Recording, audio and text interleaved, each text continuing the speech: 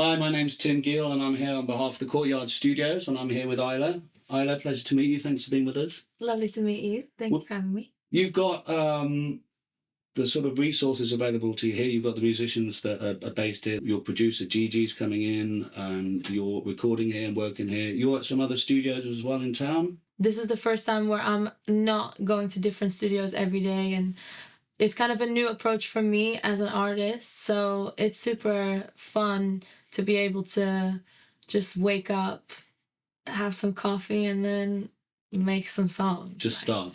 Just, yeah, hang out and jam. It's really cool. And it doesn't, at songwriting, it doesn't necessarily just happen within 9 to 5 or whatever the studio time is. It happens in the moment, and you're there able to record it. Yeah.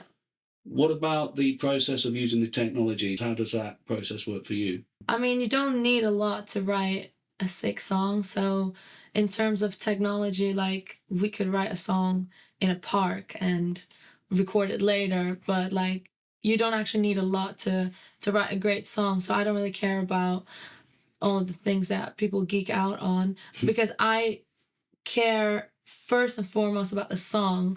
That's like, as soon as the songwriting process starts, I'm thinking lyrics and melody, and then once that is in a solid place, then I can like think of other things. What are you working on at the moment specifically?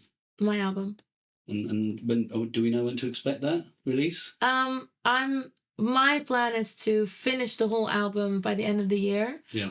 That all depends whether I write good songs or not. So that will determine whether I'll get it finished by the end of the year. And then, yeah, probably end of this year or early next year. Have you done about half the songs? You're halfway through something like that? I think it's in a pretty good shape now.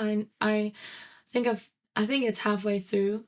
Any singles there that pop up and into your mind as immediate kind of, this is a banger? Oh, absolutely. My next single, actually. When will that be coming out? So that one, it's a funny story, actually, because my next single was supposed to be a different song. Right. And then I wrote this song, I wrote the song elsewhere, and then we finished it in the house.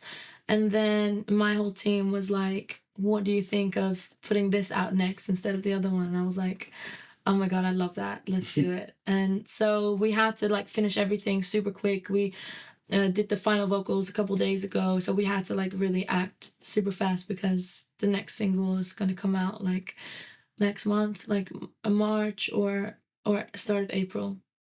You're writing for artists such as Bastille. Was that first before you, or as an artist? How does that work? Is that stuff you've been doing more recently or a few years back? So basically, I met my manager 6 years ago, and I was trying to move to London, but I didn't know anyone in London. So start out writing songs for other people so that you can get really good at it, and then you'll know what you want to write for yourself. And I really loved that idea, so that's what I did. I just started writing for other people, and then I loved being in the studio every day. And then I just decided to do my own project. So the songwriting was first, and then I recently started my own project. What's the music scene in Holland like? Was there a scene as such in Amsterdam that you could work with that helped you find your way? Yeah, I was working in Holland for a year, and then I left, and then I didn't really know what was going on. But it's funny because I recently had a song out with Purple Disco Machine, and that's done really well in Europe. So when I went back to Holland in the last few months... The Dopamine? Yeah, Dopamine, yeah. So it was funny because all of my like high school friends and even the neighbors, and like, because it was on the radio a lot. And here I don't really listen to the radio, but in Holland, like all of my family, everyone listens to radio. Like a lot of my friends, like radio is a really big thing. And even I like would hear it on the radio like all the time. So it was really nice being back in my home country, and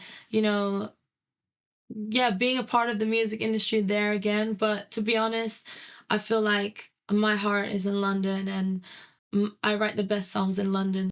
Gigs wise, live performances, obviously last few years have been hard for that to happen.